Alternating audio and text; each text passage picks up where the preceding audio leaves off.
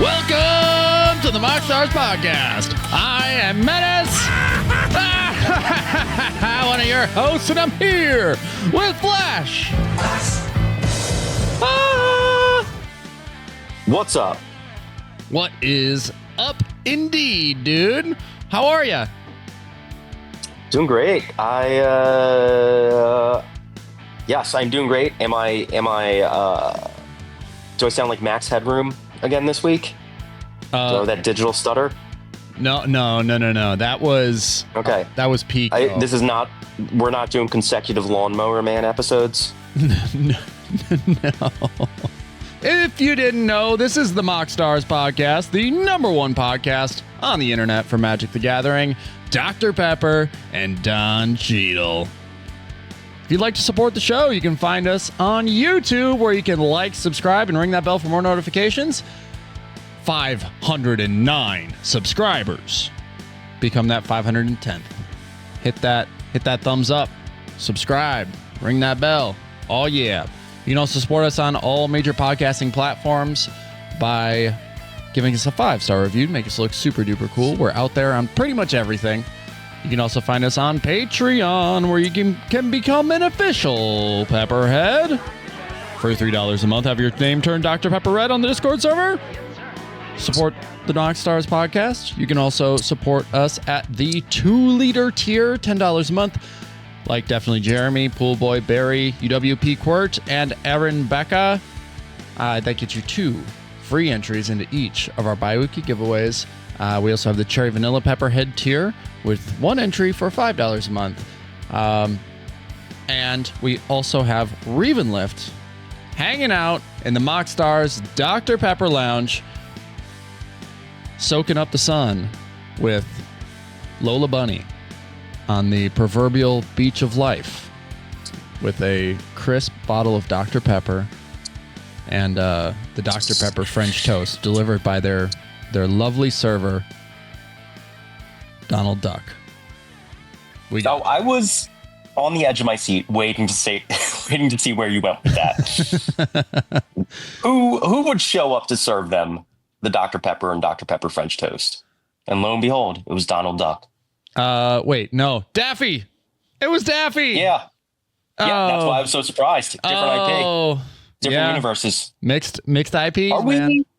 Are we being like wizards right now and just Ready Player Oneing all the IPs into one? You know, we follow suit here at the MoxStars podcast. When things are good in Magic, things are great on the show. When things are bad in Magic, things are bad on the show, man. And so when Magic decides to branch off into a million universes, every IP becomes fair game at the MoxStars podcast. So, yeah, Donald Duck and his wizard staff from Kingdom Hearts is what he's serving the French toast with. All right. Oh, man. You know what? I would love this Final Fantasy set if it just paved the way for a Kingdom Hearts set. It would just make it would all the sweeter, I think, for the set to be more Kingdom Hearts focused than Final Fantasy focused.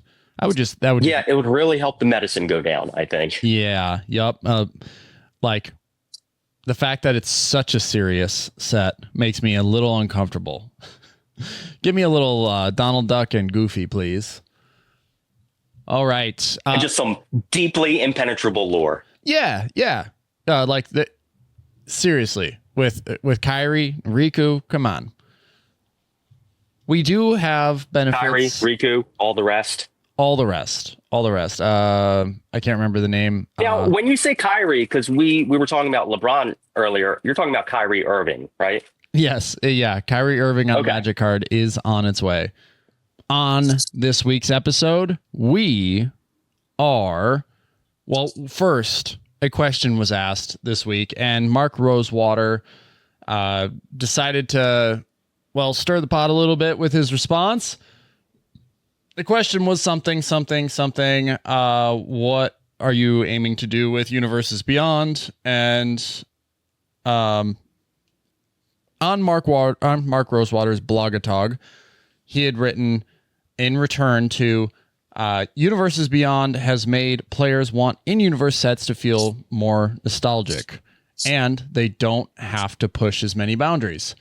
And then he asked, could you clarify a bit what you mean by nostalgic and pushing boundaries? I'm a little confused since sets like Bloomburrow and Neon Dynasty were also received pretty well. And those sets were both nostalgic, bringing back Kamigawa, and Lorwyn having heavy Lorwyn inspiration, while also taking bold new directions with their worlds. In other words, I don't feel being bold has anything to do with an in-universe set's success, but rather the factor of whether or not that set's theme and world feels appropriate for the world of Magic. Yeah, my word choice wasn't ideal. What I meant is currently players want in multiverse sets to feel closer to what the core of Magic is. You all want the in multiverse sets to feel more like Magic, centered in high fantasy, sticking closer to the feel of Magic sets of old. It's not that we can't push boundaries within those constraints. Bloomburrow is a good example of a new world that has the proper feel. Yeah, I don't know if it's necessarily lights me on fire as much as it did when I first read the paraphrase quote, but the way it sounds is that... Hold on, you're saying that something taken out of its full context made you angry? Never happens on the internet. Oh my God. It's like it happens to all of us every single day in our doom scrolling endeavors. Yeah, it's like the internet has become a psyop. Yeah. Oh, go on. Not with the FBI listening. No. We know they listen. They know what they did. If Don Cheadle's listening to this, the FBI is listening. Come on. But Don Cheadle is not a Fed. Nope. Let's make that clear. Nope. We've met him. Just kidding. We haven't met him, but we know. Don Cheadle would not snitch. Mm-mm. No, sir. No, sir. So really, what happens in the MoxStars Lounge stays in the MoxStars Lounge. Let's just make that clear. Yep. That's why I haven't posted the Dr. Pepper French toast recipe yet. It's because that happens to exist in the MoxStars Lounge. This question, this quote, this response from Mark Rosewater initially had made it seem as though Wizards of the Coast is leaning more into designing in multiverse sets as nostalgia bombs, where like things like Tarkir aren't like necessarily designed with original intent. Like they just are, they're designed with the idea of bringing back a feeling that had once existed. And while honestly, I would love if they did like Fallen Empires to Risen Empires. Like if we're talking about bringing back nostalgia and feelings, ultimate vibes. One of the greatest disparities between vibes and actual useful playable cards in a set. Yeah. But impeccable vibes in Fallen Empires. Yeah, no, it was. There was one Imperial Recruiter was printed in that, right? So no, that is from Three Kingdoms. Yeah, I believe originally. Yep. Fallen Empires, really high tide. Hymn to Turok. I think maybe there might be a goblin that goes in and out of the meta from there. But besides that, like a very low impact set. Yeah. I mean, in terms of like playable cards. Sure. And like that does contribute to even at the time, it was known to be a junk set. Oh, nice. Well, I'm glad it has some, for you, it resonates. Like it probably resonates for some others. Maybe there's dozens of you where it resonates. There's dozens of us. For sure. Arrested Development quote, put that on the soundboard. It's just that like when I think we look at it as like, like Brothers War was also was meant to be retelling or like the telling of the story between Urza and Mishra. The core lore of Magic, yes, like returning to that. But that was a historically bad set when it comes to like sales figures and all these other things, right? That people just definitely some interesting things in that set. It just really just didn't click. Yeah, it just like, and that's the thing that I want to like, I guess, double down on with this is while It did seem initially that they were like Mark Rosar speaking in conjunction with Universes Beyond, but now that I read the whole thing, it doesn't include Universes Beyond pretty much at all. It's just like pretty much the answer is exclusively related to in multiverse sets, so things that within Magic's IP. So it's almost like designing a good set of cards, regardless of the plane it's in, results in great sales. Makes sense to me. 1 + 1 = 2. The last I checked. I will say, Wizards of the Coast, you're making a game, and if that game sucks, nobody wants to play it.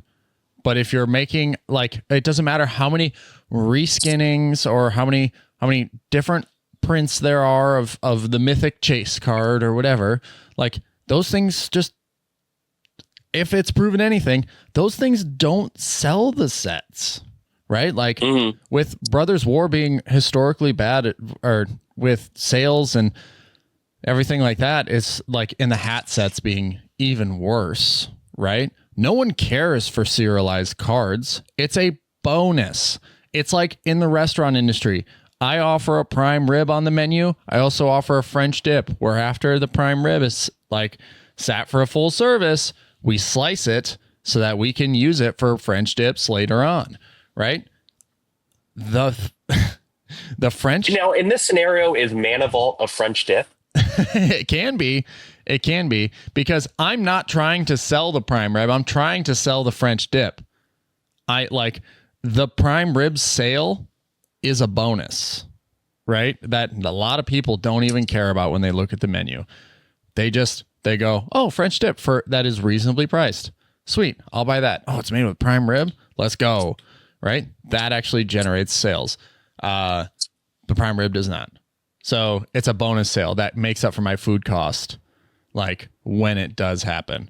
But regardless, what I'm trying to get at is all these extra like toppings for the sets. Very rarely does that actually appeal to a consumer who is existing in a economic crisis. Like the pretty much the whole of the United States and the world is facing some sort of economic I don't know, how would you say, it's like a divot currently. Maybe you can be a little bit more dramatic in it and say, oh, we're in a pretty big hole. Depression might be a good word for it. But yeah, no, definitely the global economy is tanking thanks to, well, I don't want to assign responsibility, but you get it. You get where I'm going with this. But it's funny, it's like it impacts this game. Hate to say it, this game's part of the world. So yeah, like definitely. If your choices financially are to eat cat food for dinner or buy some cardboard, I mean, you're probably not buying the cardboard. Yes, like exactly, right? So in a world where people are going to choose whether or not to eat cat food or buy your shiny cardboard, like you do have to make a decision on where you allocate your resources in design. So design a good game and they will come. Like people will come. That's how they got here in the first place. Okay? We don't need all the shiny shit on top, like, or the additional. What was actually great was when every card came in foil, which they do now. It's still a thing, but like, there was potentially one foil in every pack, and so rare foils were like actually hard to come by. Mythic foils, holy crap! But bring it back, recenter yourselves, and put yourself back out there. Like, there aren't many whales out there. None of us are billionaires. Well, I mean, kind of speaking of recessions, going back to the one in 2008, the subprime market crisis, that was caused by skeptical, money-hungry people saying, hey, if we chopped up crap assets and included some good assets in there, they will be graded as if they completely contain the good asset. Yes. And that's kind of like what Wizards has done, is they're like, all right, we're going to chop up the crap product, but we're going to include some mythic chase foils in there. Yeah. And the only way to get those is to buy, the collector's boosters and the premium products and blah, blah, blah, and spend more money. And, that'll sell the product. It's a cynical way of like manipulating the market. This is a grade A product you're receiving right here. Yeah, it's like it very much feels like that. So if you're out here and you're in the betting world, buy the short. Mm-hmm. It's like that's the direction that it's headed in, and it's only, as we learned, it only takes so long for the bubble to pop, or the bubble to burst.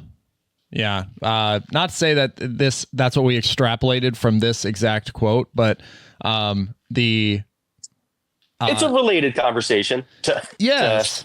And it's also our ongoing conversation about like Wizards has really lost the balance, especially since, being owned by Hasbro, has really lost the balance between, hey, a game that people are passionate about and an IP that is continued across decades, 30 plus years now, because people have passion for core aspects of the product. And the fact that you can also make a collector's product and a product that you can just like sell cynically, even though it's junk wax, and make money off it in the business sense. Like, and that also circling back to what we were talking about earlier with the current recession we're in, it's that sort of like MBA ideology, that business oriented ideology where everything is literally just numbers on a spreadsheet and there is just no heart to any of it, and like no moral or ethics or underlying reason or anything containing the drive to make the maximum amount of money in a sociopathic business way. Yes. Nostalgia is just the laziest form of design, where it's like no originality. Like you are just taking the thing that you once created that was once successful and just rehashing it again, serving it up. Like, I get it. I like bacon, eggs, and potatoes. Here's a legacy sequel, and we'll throw in a cameo from some of your favorite characters from the original. Boom. And not put any effort into making, justifying itself as a piece of art or justifying itself as a product if we're talking about Magic the Gathering. Right. I think, it's like, it's nostalgia. Like, I think I opened this up by saying that nostalgia is fleeting, right? Like, there's nothing that like keeps me grounded. Like Tarkir Dragonstorm will be a fleeting set. Like, it's a trip down memory lane that we all eventually move forward in our lives, right? Like, and it's great that new players get to experience Tarkir. Sweet, awesome. This does not like, I will just say it, just because it has Tarkir plastered to the pack and to the set, this does not feel like Tarkir of old. Like, the set does not. So like, the artwork has definitely changed. The vibe of the game has definitely changed. Things are like, just the structure and how, I don't know, like it's very odd to put. I mean, you can contrast that with Kamigawa, where with Neon Kamigawa, it was like, okay, here is that setting, move forward in time, but it felt like there was world building and a reason to be there, and there was continuity between the worlds and the stories being told. Yes. And I don't know what it is about the Dragonstorm thing, but it just doesn't feel whole to me. It just like there's something missing from it. So maybe it's that pursuit of nostalgia that is starting to like leak through and like make it feel hollow, where it's just like, yeah, this was a set of all time.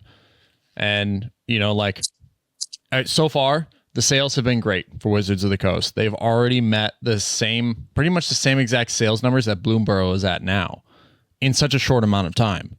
So like, people are obviously hot on it.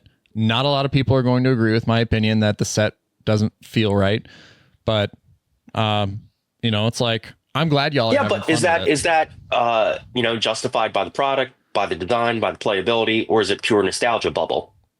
Like for me, has anyone sat there and just tracked with like the recent nostalgia base sets, like if there is just like a little bump to it, like it automatically gets a 10% bump in sales out of nostalgia? That is like if you track it across against other sets. That is worth looking at. Absolutely. Because I can only surmise that it is. Like there's a bump that people are like, oh, we're going back to Kamigawa. Swoop! Like jumping in, cannonball. And then then they spend their entire paycheck on collector's booster boxes. Maybe that's it. All right. If you noticed on YouTube in the corner, normally where we have the tokens cycling on, like in the card slot there, you'll see that the tokens have been redesigned, that there is a new frame and a little bit of a formatting thing that changed there. So if you'd like some tokens, if you see these and you're like, oh, wow, these are super rad, way radder than the ones that I saw in last week's episode, make sure to reach out on the Discord server. We'll get some tokens in your hands. All right. The main topic, I didn't realize, we were going to dive in so deeply into what Mark Rosewater said there. But the main topic today is that on April 22nd, next Tuesday, the Commander Format Panel will be releasing their new update for the Commander ban list. So since the previous ban list, we've had a few things change. In the world of Commander, we now have brackets and game changers and all of these things. So speculative, what could change? What is great about this episode is that you'll listen to it after the changes have been made and realize that we were 100% right the entire time, and that all of these things that we're about to say are about to come true. So let's dive right in. Speculation, now that brackets exist, right? And now that they can sort of wall off certain things within, like to protect players who want to be in the 1 and 2 range from the players who want to be the 3, 4, 5 range. What cards could get unbanned and labeled as game changers? That's an interesting, it's an interesting thought to have, because it's like, does this mean Hull Breacher could come back in any form or fashion? Yeah, it certainly, we'll see how much imagination the committee has, but it certainly opens up possibilities, right? Yeah, like, I think this definitely brings, like, fringe banned cards that were, like, banned and then were questioned, like, right after. I think, like, Iona, Shield of Emeria. Iona is a big old angel for 6 and 3 white, so 9 total mana, that as Iona enters the battlefield, choose a color. Your opponents can't cast spells of the chosen color. So this was, when it was banned, sort of like, I don't know, people tilted their head at it. Like, why is this getting banned? And mostly because of like reanimation strategies, where you just bring it in for cheaper, completely shut off somebody's like deck, or at least half of their deck, or whatever. Right? That's kind of the idea, is they're like, this makes for an unfun experience for monocolored decks. Okay. Now you can put it as a game changer and say, yes, this definitely absolutely warps the game around it. This is a game changer. I think that is reason for it to become unbanned. I think they might pull that one off the ban list. The next card that I think they pull off the ban list and reintroduce is Leovold. Do you remember what Leovold does? Sure don't. Sultai, Legendary Elf Advisor, says each opponent can't draw more than 1 card each turn. Whenever you... Ooh, okay. Yeah, whenever you or a permanent you control becomes the target of a spell or ability an opponent controls, you may draw a card. So Leovold, Emissary of Tress. This is a card that was banned very early in the format. So not a lot of love here for Leovold, but I'm hoping it's being thought about as a potential game changer, because that would that like immediately become a meta commander? It would immediately become, probably become a meta commander, or a in the 99 stacks piece against the current meta, which is like, which is Rhystic Study focused. So yeah, exactly. Like, it changes the game in the sense that you could pretty much guarantee one of your 4 opponents is going to mulligan down to a Rhystic or Mystic or something of that nature in their opening hand. It really targets that. Yeah, and it's not like this is easy to achieve. It's not like it's a 2-drop like Voice of Victory that gives you the, Grand Abolisher effect. It is a complete Sultai, like black, green, blue, 3 mana, like that's it. It's like that's its casting cost. So it's color restrictive, to like as color restrictive as it gets. It's not like you can just Soul Ring this thing out. So it requires either reanimation or a little bit of setup or a couple turns to have gone by before you can actually just drop a Leovold on the table. That as as I looked through the list, like Ancestral Recall's not coming back. Balance not coming back. But Biorhythm, I do believe Biorhythm has a chance to come back here. So, and I don't think this is going to be made into a game changer either. If you are unfamiliar with Biorhythm, you think that's just like a clean? It's back in legal. There are so many 2-card combos that require less mana than this to win the game. Like, this is not even a 1-card combo. Like, if you're caught with your pants down and you don't have a creature at turn 7 or turn 8 when someone ramps into this, then yeah, you probably deserve to lose. The game should come to a close, right? But if you are using this, you also likely have to have in conjunction a board wipe or something to replace the creature that you have. So yeah, I think this comes back. Not a game changer, not worthy of being a game changer. There aren't enough cheat and cast target sorcery or instant for free, like type effects. I think Wizards of the Coast has been good about not really designing those. But if making them themselves cost restrictive in some way. Yes, right. Like Biorhythm says each player's life total becomes the number of creatures they control. So like there's also a shaman from Tarkir that has like a very similar effect, Shaman of the Forgotten Ways. I just don't think it's worthy of being banned anymore. It was a once upon a time feel bad card for casual players. I just don't think it has that level. I don't think it does as much as it used to. People are talking like Dockside Extortionist is going to come back as a game changer. What do you think on that, Flash? Man, there's arguments to be said for both ways. Definitely, it's a format warper. Like, it's not even a game changer. It's a format warper, right? Yeah, I mean, this is probably where we could have the most discussion because of what Dockside meant to Commander for so long. And it was the whole reason Wizards of the Coast gained like control of the Commander format was because Mana Crypt, Jeweled Lotus, and Dockside got banned in one sweeping move. So, it's like, and I think a larger part of that was Dockside. Like, maybe Mana Crypt costing so much, people are pissed about losing, like $200.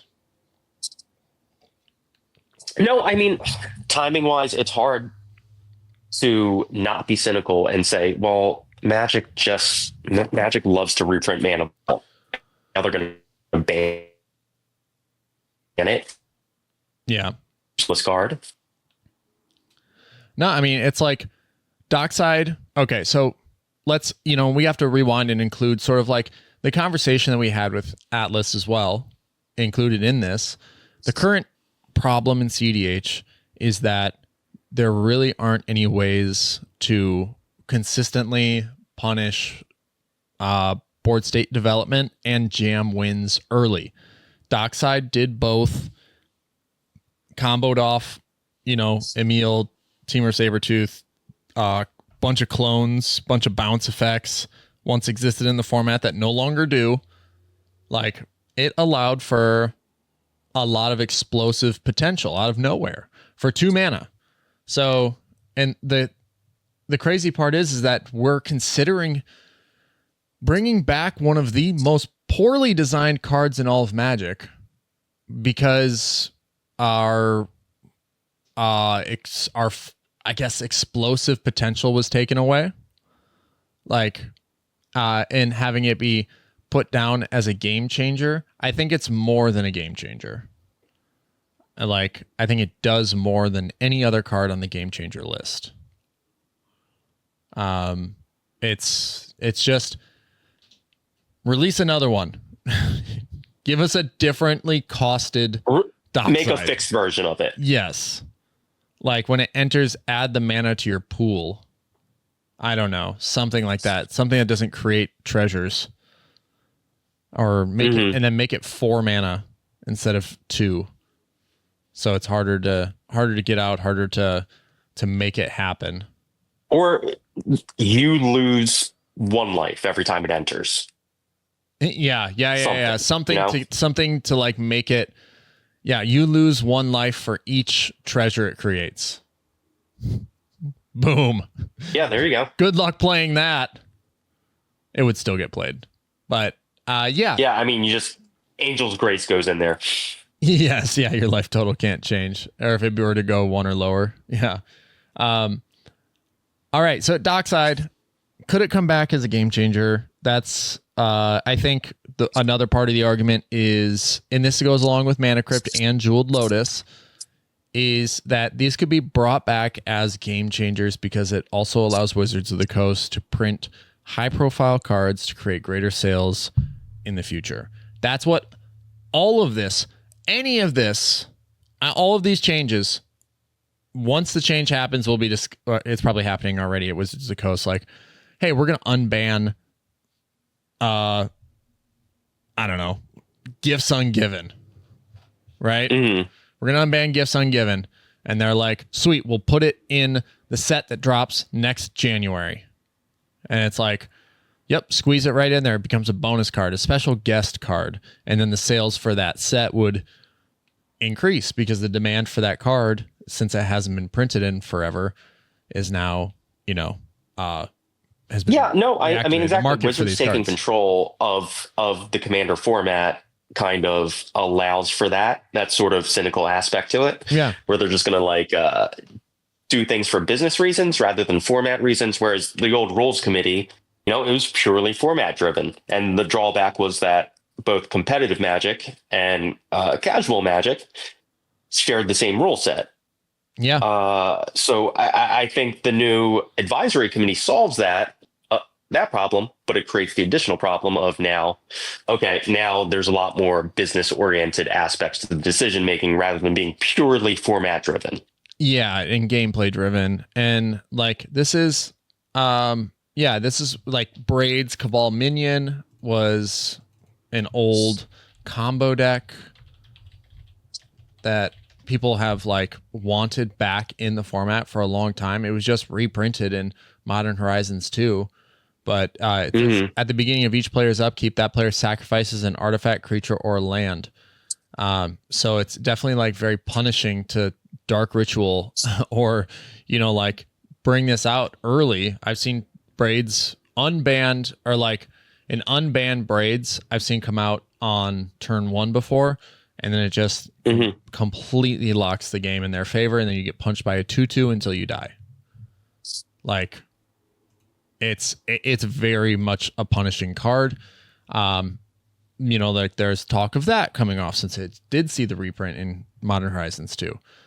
But yeah, I'm not sure at what level and what, I guess, yeah, like we were talking about, like it being basically a marketing The ban list almost becomes a marketing scheme.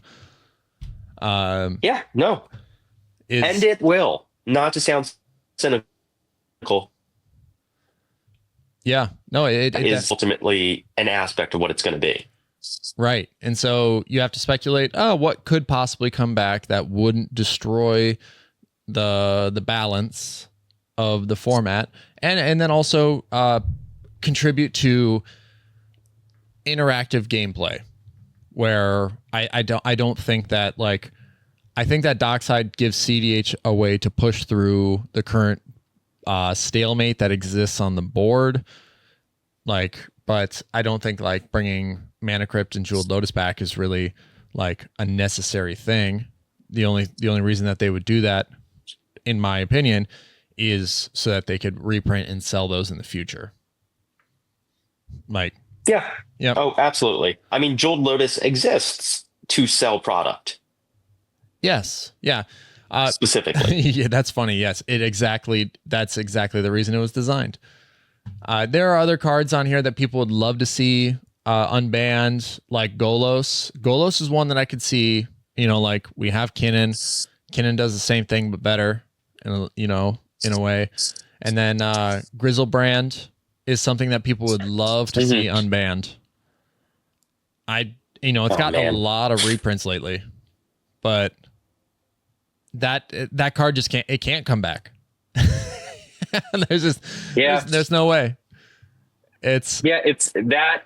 Yeah, if you guys are not familiar with Grizzlebrand, it's a big old demon dude. He's 8 mana, 4 and 4 black. So you would think, oh, that's color restrictive.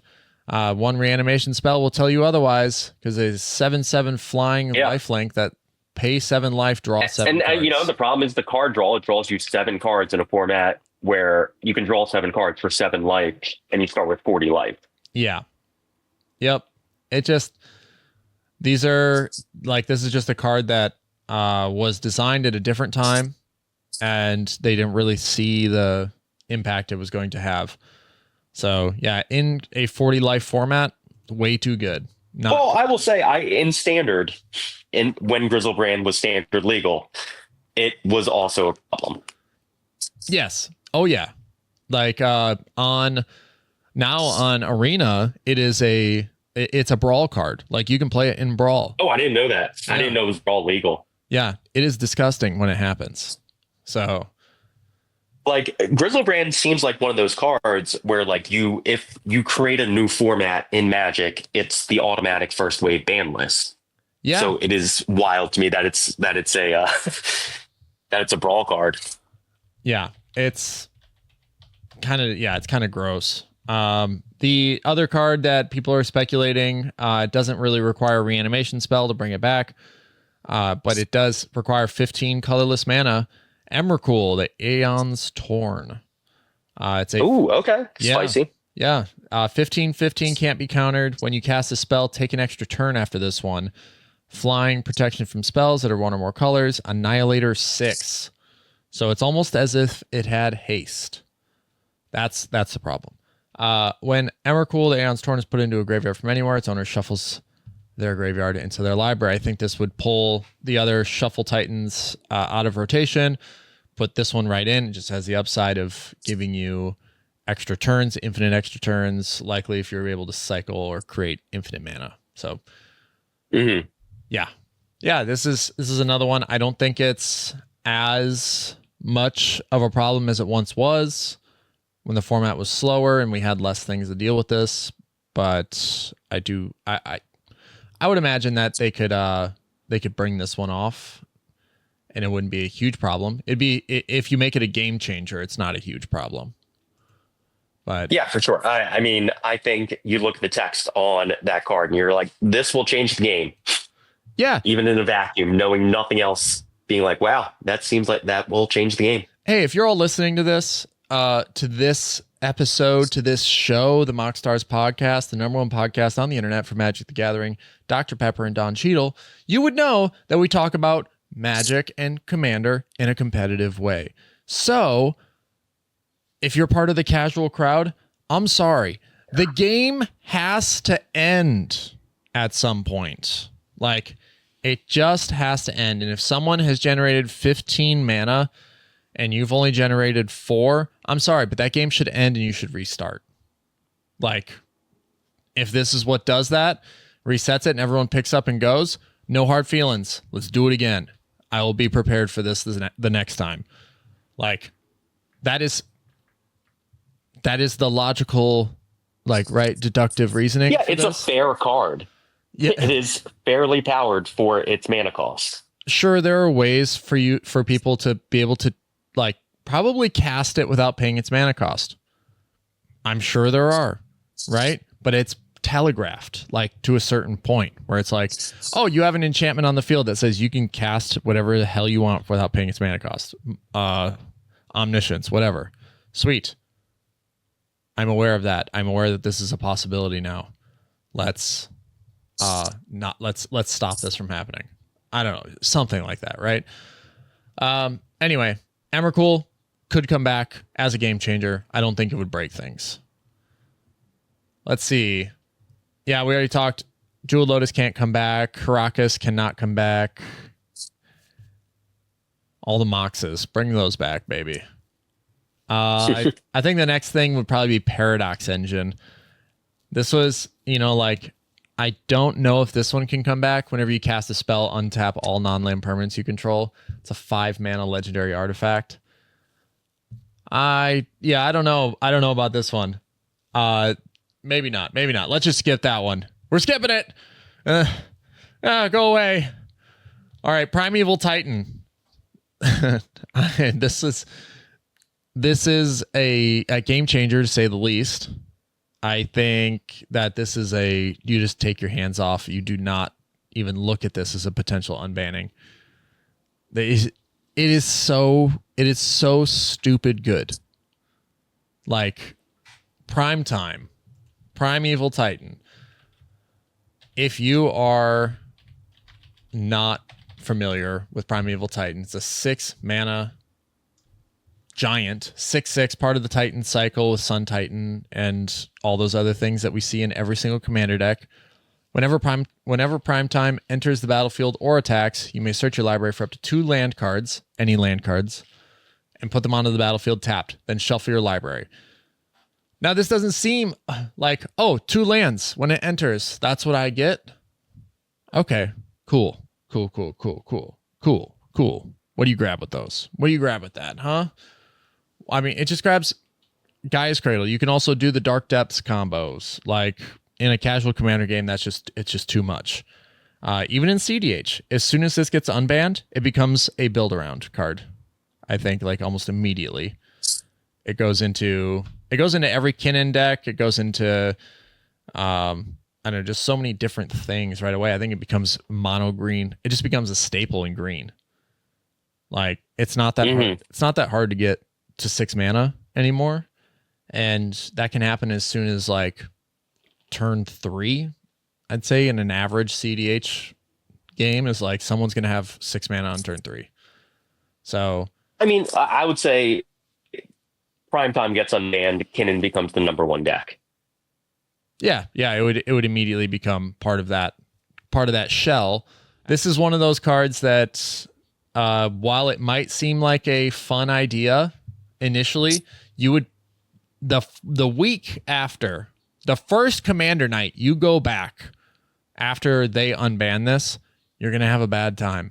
It's gonna be a lot of prime time. A lot of people with that attitude, like, I don't know. It's so much fun to say prime time. Just be like, imagine playing against Neon Dion in his prime. Yes, that's what it would be like. Yeah, every Magic night. This is a card that still sees a lot of play in Modern. It's Amulet Titan is the deck, but it's incredible. Like, all it needs to do is land, and usually you win the game because you get land.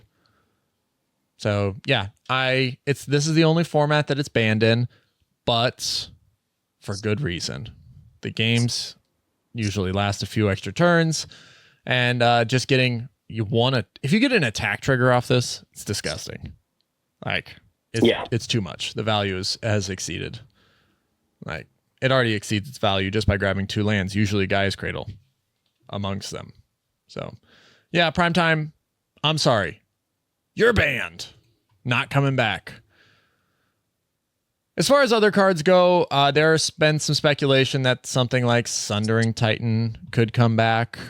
I don't believe that. That would obviously be a huge game changer. I think Emrakul is more likely to come back, where Sundering Titan is an 8-mana colorless golem that says when it enters the battlefield or leaves the battlefield, choose a land of each basic land type, then destroy those lands. So just one flicker gives you... one flicker gives you the destruction of potentially 10 lands. Pretty cool. Right? Yes? No, just 5. You get to... So enters 5, leaves 5, enters again 5. So 15 potential lands being destroyed off of one ephemerate. So a pretty nasty card by design. I don't really think that could ever really come back. And then Yawgmoth's Bargain. What do you think about that? I don't think so. I don't think that comes back. This is one. It's a 6-mana enchantment, mono black, 4 and 2 black. Skip your draw step, pay 1 life, draw a card. Why not? We have Necropotence. I would say this and Grizzlebrand both fall into the category of it automatically makes a Keurig deck too powerful.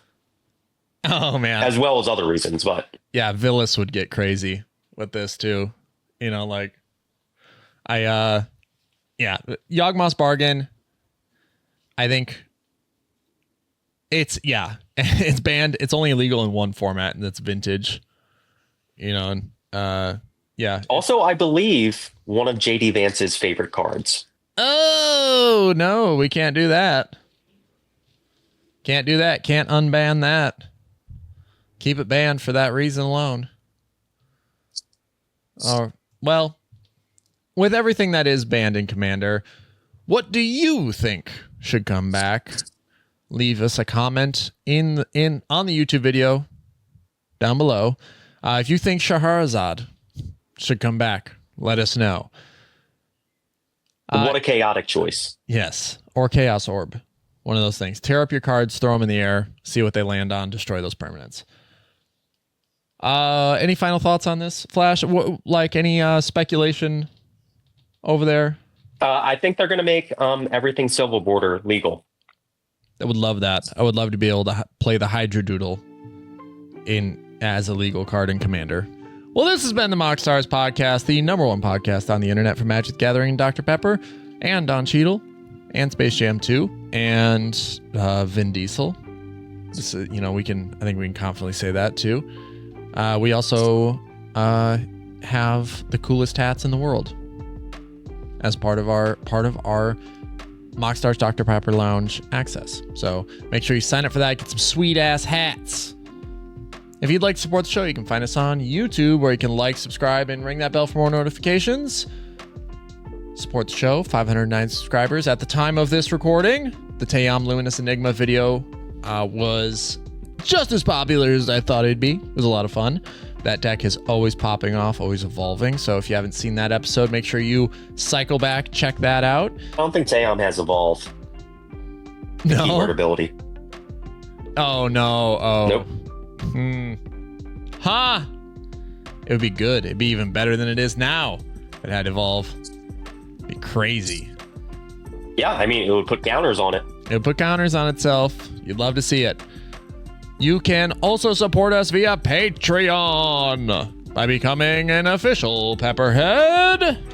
For $3 a month, have your name turned Dr. Pepper Red on the Discord server. Support the show. You can also support us at the Cherry Vanilla Pepperhead tier, like Maybe Anthony, Mono Greg, Jacob Hibbard, Tommy Cypher, K Mr. K, and Will Rule. Thank you guys all so much for your support. You can also support us at the 2-liter tier.